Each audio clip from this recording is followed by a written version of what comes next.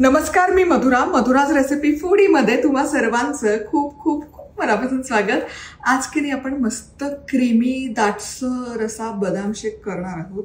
घरात उपलब्ध असलेल्या साहित्यात अगदी बाहेर ठेल्यावर जसा मिळतो ना, अगदी त्याच बदाम शेकची तुम्हाला आठवण येईल। तर इथे 1 लिटर फुल क्रीम फुल फॅट दूध गरम करण्यासाठी ठेवलंय। आता दुसरीकडे बाउल मध्ये 20 बदाम घ्यायचे। 20 बदाम आहेत, त्यामध्ये गरम पाणी टाकायचं आणि बदाम गरम पाण्यामध्ये एक 15-20 मिनिटं भिजण्यासाठी ठेवूया। आणि दूध गरम होत असताना आहे ना, मध्ये मध्ये ते बेसला ढवळून घ्या, म्हणजे ते करपणार नाही किंवा चिकटणार नाही। हे असं मिसळून घेणं गरजेचं आहे, नाहीतर काय होतं त्याचा स्निग्धांश खाली तळाला चिकटतो आणि दूध करपतं। चला, दुधाला इथे छान उकळी आली आहे, हे बघा छान असं दूध उकळलं पाहिजे। आता या स्टेजला यामध्ये घालायचे अर्धा कप साखर, बदामाचे तुकडे, काजू आणि बदाम, गॅस मंद आचेवर करायचा, हे ढवळून घ्यायचं। हे आपलं आहे ना मधुराज रेसिपीचे मेजरिंग कप आणि स्पूनचा सेट आहे। madhurazrecipeclub.com या वेबसाईटवर जाऊन खरेदी करू शकता, किंवा ऑनलाईन खरेदी करता त्रास होत असेल तर व्हॉट्सअप नंबर दिला, तिथे जाऊन फक्त ऑर्डर मेसेज करा, आमची टीम तुमच्यासोबत संपर्क साधेल। आता साखर सुकामेवा टाकल्यावर हे साईडला उकळू देऊयात।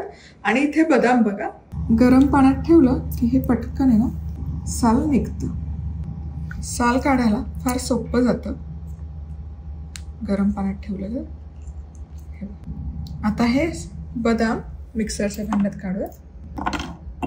आता दूध न घालता आधी याची पूड तयार करायची। हे बघा, हे छान असं दळले जातात, म्हणून दूध टाकायची गडबड नाही करायची। आता दूध घालूयात आणि याची पेस्ट तयार करूयात। ही तयार पेस्ट घ्यायची बदामची, आणि इथे दूध जे आपण उकळून ठेवलंय या दुधामध्ये घालून घ्यायची, सगळी पेस्ट घालायची। बदाम पेस्ट व्यवस्थित मिसळून घ्यायची।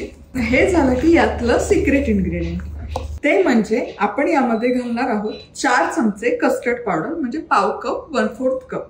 आता कस्टर्ड पावडर नसेल तर मग तुम्ही इन दॅट केस कॉर्नफ्लॉवर घ्या, फक्त फ्लेवरिंग साठी एखादा ड्रॉप त्यामध्ये ना व्हॅनिला इसेन्सचा घाला। आता माझ्याकडे आहे म्हणून घेते। दुधामध्ये कस्टर्ड पावडर घालून स्लरी करायची।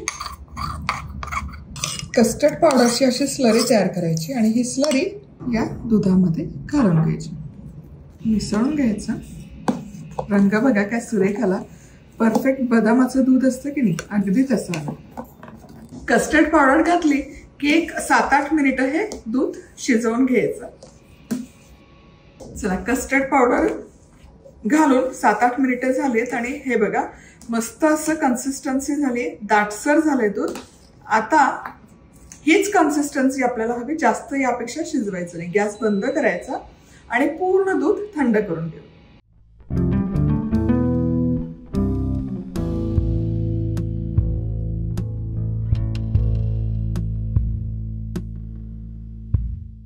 चला, हा मिल्कशेक एक 4 तास मी फ्रीज मध्ये ठेवला होता आणि बघा काय मस्त एकदम दाटसर झालाय, एकदम एकसंध झाला आणि क्रीमी झालाय। आणि दिसतंय काय प्रकरण, रंग तो बदामी रंग परफेक्ट आलाय, पिवळा नाही किंवा पांढरा नाही, परफेक्ट बदामी रंग। त्यामध्ये मस्त हे सुकामेव्याचे काप, तुकडे आणि ती चव, आहा कमाल।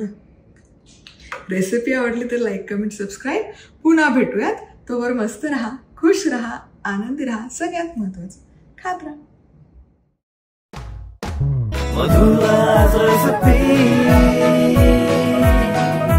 मधुराज रेसिपी, महाराष्ट्राची अस्सल चव।